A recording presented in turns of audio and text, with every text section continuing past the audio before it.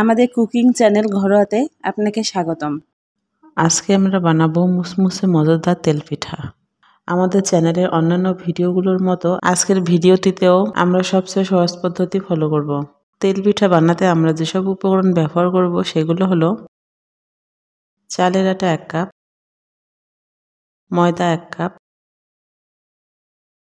চিনি 1 কাপ, লবণ 1/4 চা চামচ, রান্নার তেল পরিমাণ মতো।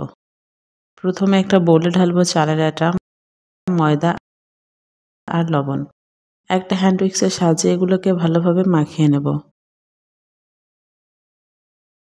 এখন চুলা জ্বালিয়ে তাতে একটা প্যান নিয়ে চিনি ঢেলে দিব। এতে 2.5 কাপ পানি ঢেলে মিনিট 2 নাড়িয়ে নাড়িয়ে জাল দিব। আপনি যদি তেল পিঠা একটু কম মিষ্টি পছন্দ করেন তাহলে চিনির পরিমাণ 1/2 কাপ পর্যন্ত কমিয়ে আনতে পারেন।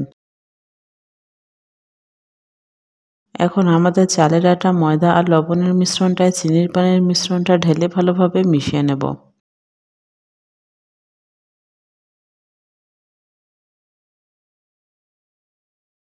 এবার একটা কড়াইয়ে ডুবো তেলে পিঠা ভাজার জন্য পর্যাপ্ত পরিমাণ তেল ঢেলে চুলা জ্বালিয়ে দেব। এখন একটা বড় ডালে চামচ দিয়ে পরিমাণ মতো পিঠার ব্যাটার নিয়ে তা কড়াইয়ে ঢেলে দিব। আপনার কড়াইয়ের সাইজের উপর নির্ভর করে আপনি একসাথে কয়টা পিঠা ভাজতে পারবেন। আমার কড়াইটা ছোট সাইজের বলে আমি একটা একটা করে পিঠা এতে ভাজছি। 1.5 থেকে 2 মিনিট করে ভেজে পিঠাগুলো তুলে নেব।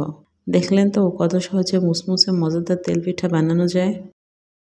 ভিডিওটি কেমন লাগলো কমেন্টে জানাবেন। ভালো লাগলে অবশ্যই লাইক ও শেয়ার করবেন।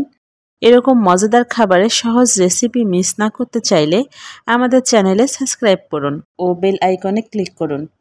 পরের ভিডিওতে আবার দেখা হবে।